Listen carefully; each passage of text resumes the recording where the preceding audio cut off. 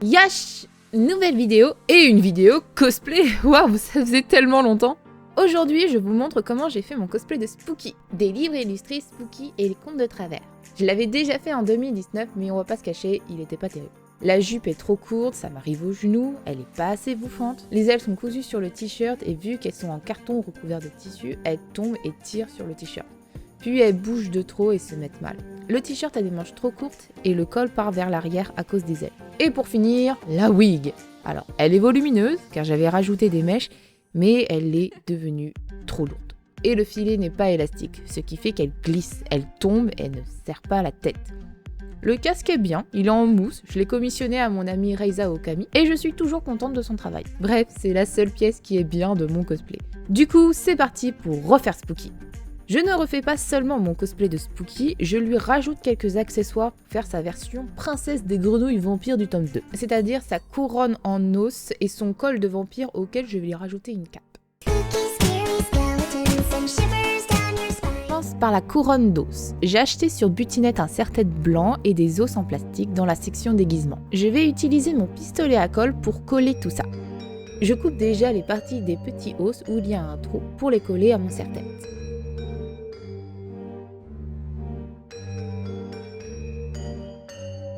Puis, une fois collé, j'englue le serre-tête et les os de colle chaude, de façon à créer la forme de la couronne. C'est assez long et quand la colle est très chaude, ça coulait. Donc il fallait faire attention tout en se battant contre les fils de colle et les recharges.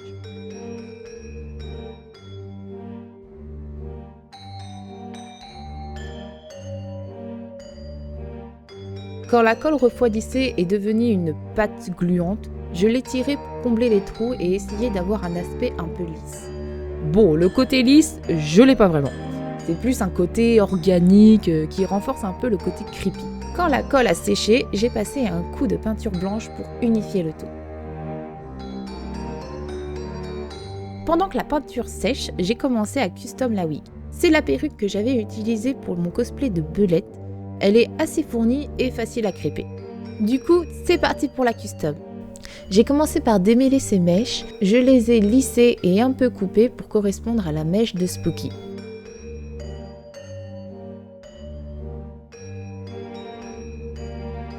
Quand le volume me plaît, je passe au crêpage de l'arrière de la perruque. Je crêpe avec un peigne. Je structure avec un sèche-cheveux et je fixe avec de la chaleur et un peu de laque.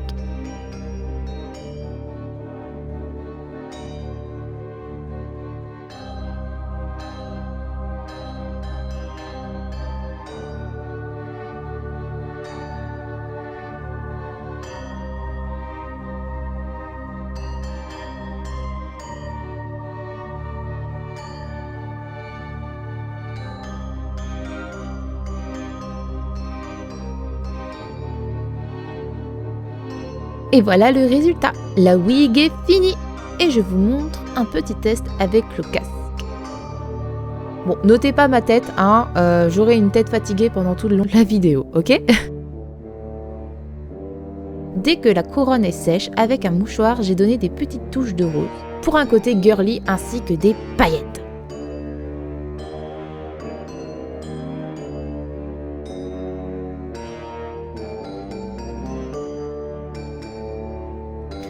J'ai rajouté un élastique pour éviter qu'elle ne tombe ou qu'elle ne glisse, et voilà, la couronne de Spooky est terminée.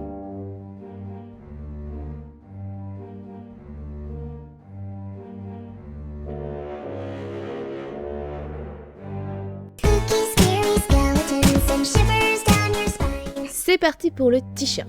Alors cette fois-ci, je l'ai fabriqué de A à Z. J'ai récupéré des patrons du haut de ma robe de Star Butterfly. J'ai juste allongé le haut car il était un peu court. J'ai coupé mes éléments dans un tissu noir avec de l'élastane.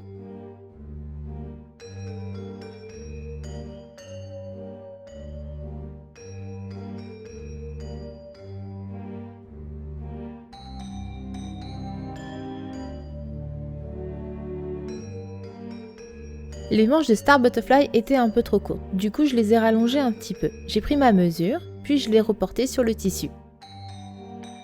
Puis j'ai repris les patrons des os de mon premier cosplay pour les couper dans des chutes de lycra blanc. Je place les os sur mon devant.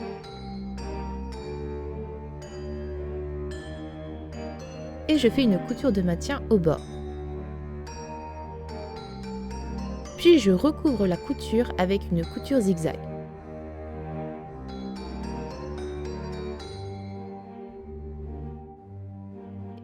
Ensuite, j'assemble les épaules et les côtés.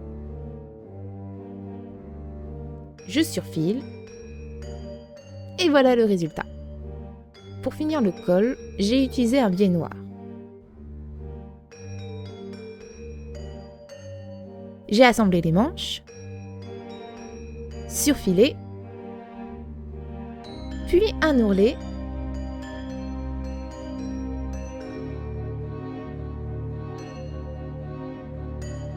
et ensuite je les assemble au t-shirt.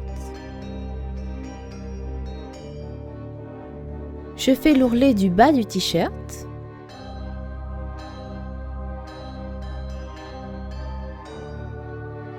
Et voilà, le t-shirt est fini.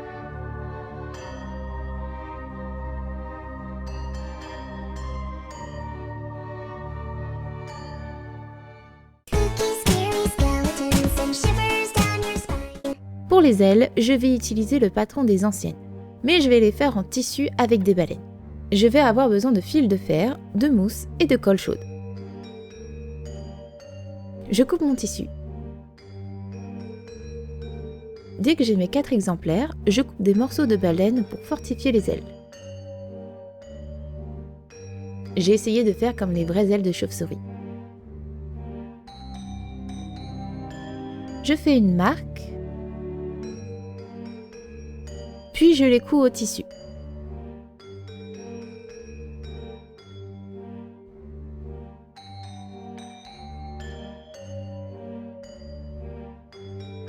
Quand c'est fini, j'assemble les deux parties d'une aile ensemble, une partie avec des baleines et sans, en laissant une ouverture pour la retourner. Je surpique le contour des ailes au bord, puis je fais une piqûre de la largeur de ma baleine pour pouvoir l'insérer.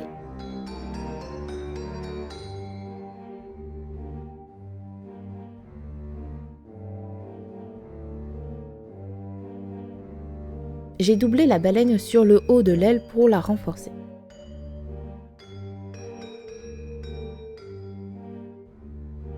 Ensuite, je couds à l'intérieur du bord de l'aile une baleine pour qu'elle ait un bon maintien.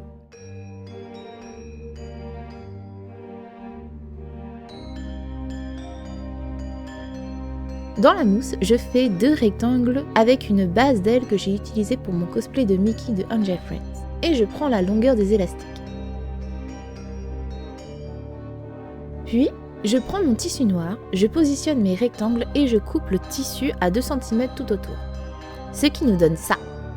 Je colle les rectangles au tissu,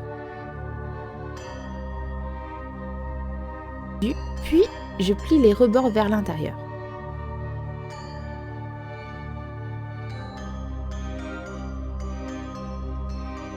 Je rajoute les élastiques. Je colle un fil de fer assez épais en laissant dépasser 10 cm des extrémités. Pour pouvoir les emboîter avec les ailes. Les ailes, je les colle aussi au carré en mousse. Quand tout est bien collé, les ailes avec le fil de fer, je superpose les rectangles en mousse tout en les collant. Faut bien appuyer. Et pour cacher le rebord, je l'ai recouvert d'un ruban noir.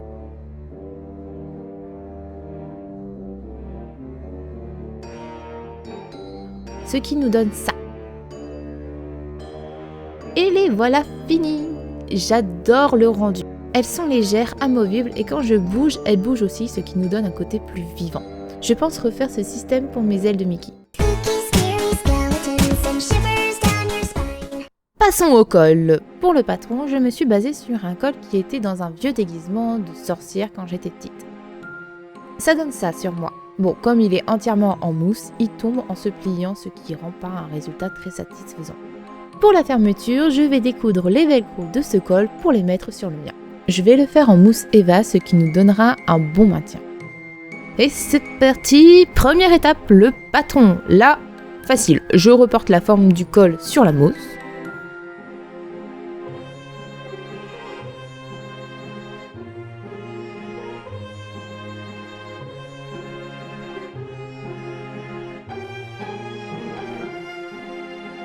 Donc voilà la structure sur moi.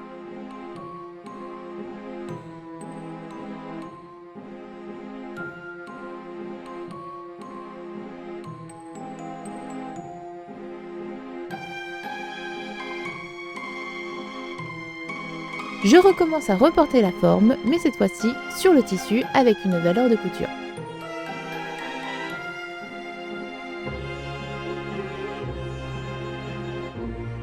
J'en coupe un devant et un dos.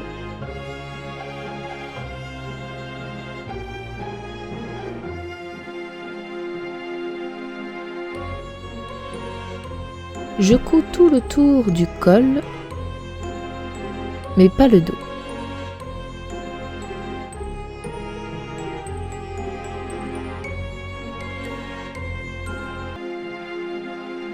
Une fois cousu, je crante les pointes et les creux du col.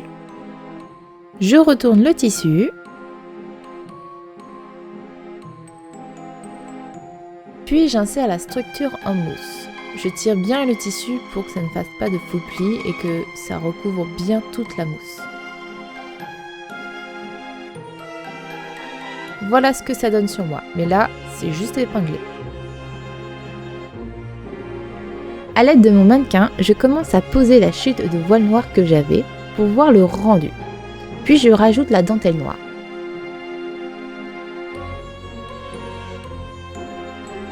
Je couds les velcro au col.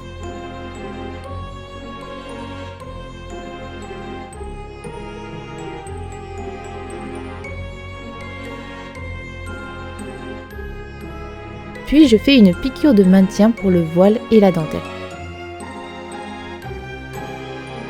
Je fronce un peu le voile qui est plus large que la dentelle.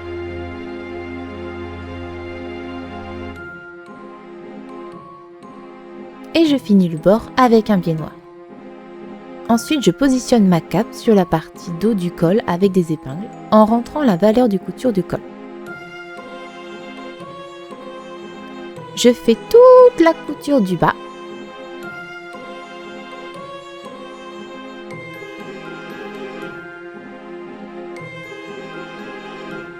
Et voilà ce que ça donne. Mais le col n'est pas fini. Je rajoute une petite touche qui rappelle qu'elle est quand même une princesse. Des paillettes! C'est simple. Je mets de la colle blanche sur toute la partie extérieure du col, puis je saupoudre de paillettes noires, j'attends que ça sèche, et voilà! La cape et le col sont finis!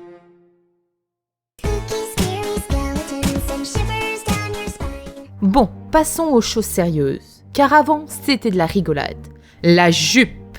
Alors, j'ai pris un jupon à anneaux pour avoir plus de volume. Puis j'ai rajouté 2 jupons en tulle. Il n'y a jamais assez de volume pour se poquer. Pour commencer, je positionne ma doublure de 3 mètres de longueur. Je l'épingle au jupon. Puis je recommence l'opération avec mon tulle de 10 mètres. Ça commence à prendre forme. Puis je rajoute 10 mètres d'organza. J'étais obligée de reculer ma caméra vu l'ampleur de la chose. Je passe un fil de fronce pour faciliter ma tâche et je vous jure que c'est ultra long. Quand l'organza est posé, on voit la jupe de princesse qui se forme. Et ce n'est que le début. Oui, le début de la galère. J'ai fait une piqûre de maintien pour assembler le tulle et l'organza. Regardez le volume du tissu. Et c'était la première couture. Je fronce une deuxième fois pour avoir la même longueur que la doublure.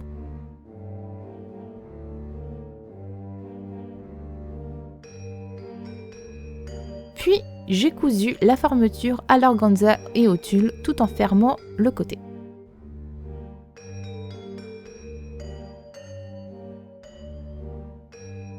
Une fois fini, j'ai coupé la longueur souhaitée. C'était simple et satisfaisant de déchirer du tissu. Ça me défoule car je vous jure que cette jupe, c'est l'enfer. Tant qu'on est dans la déchirure de tissu, j'ai déchiré les bandes de violette pour le ruban. Oui, je vous dis, c'est amusant de déchirer du tissu. Avec une chute de coton rose de la doublure, je coupe une bande qui me servira de ceinture. Je fais une piqûre de maintien sur le bas de la jupe. J'assemble et je retourne les bandes violettes. Puis j'assemble la fermeture à la doublure. Et je finis par fermer le côté de la doublure. Et c'est parti pour la ceinture. Mais avant, une piqûre de maintien entre la doublure et le reste de la jupe.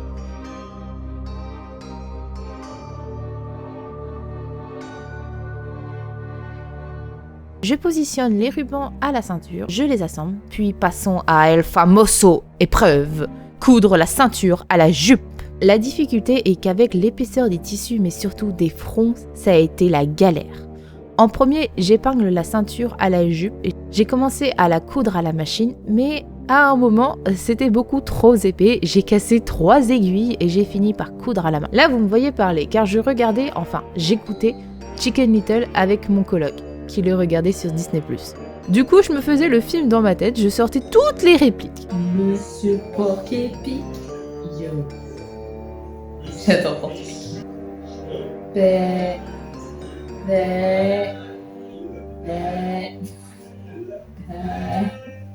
Ah, c'est pas compliqué, hein. Après un très long moment, j'ai fini de coudre la ceinture à la jupe. Et voilà le résultat. C'est vraiment une robe de princesse. C'est pas pratique du tout. J'ai fait un test avec les jupons, je me suis amusée avec, car c'est très drôle, c'est vraiment très drôle. C'est tellement fluffy, j'avais l'impression d'être une guimauve ou un muffin. Suis-je faite pour être une princesse ? Non, Team Pirate Forever, hein. Mais j'avoue que c'est drôle de jouer avec la jupe. Mais heureusement que je la transforme en boule, car la fonctionnalité du balai c'est pratique, mais ça s'accroche partout. Après une petite pause d'amusement, je finis de coudre la ceinture de la jupe toujours à la main. Avec une bande de coton, je fais un biais sur tout le bas de la jupe, puis je fais une couture à environ 10 cm du bord. J'en fais une seconde à 1 cm de la première, mais cette fois-ci j'intègre les 2 bandes violettes des rubans.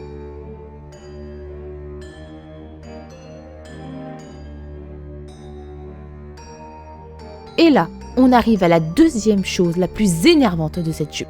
Faire passer l'élastique dans la couture d'1 centimètre. La difficulté, c'est qu'avec les fronces et le tulle, beaucoup d'endroits étaient difficiles pour faire passer l'élastique. Et après un très long moment pénible, voilà le résultat. Et je suis trop contente du rendu. Je reste une meringue, fatiguée, mais une meringue fière et trop contente. Et l'avantage de l'élastique, c'est que je peux marcher normalement. Il ne reste plus que les nœuds. Wouhou! Avec les morceaux pendants, j'ai fait des nœuds, puis j'ai rajouté des bandes pour faire les rubans. J'ai rajouté des baleines pour faire le côté spirale des rubans. Dès que les 4 rubans sont finis, je les épingle sur la robe en regardant les images de référence pour orienter les spirales.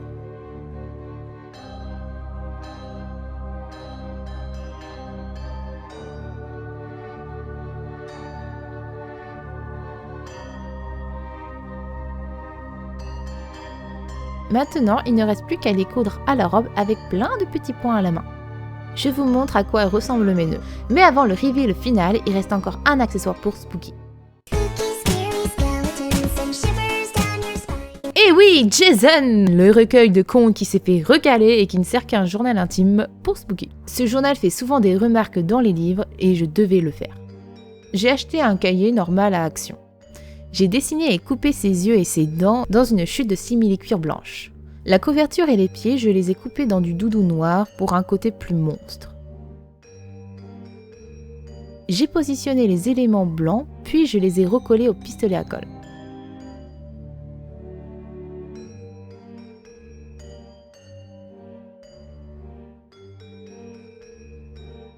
Ensuite, je couds ces petits pieds et je surfile tout autour du livre. Je fais des rentrées en haut et en bas sur la longueur, puis je colle les côtés du livre. Et voilà, Jason est fini!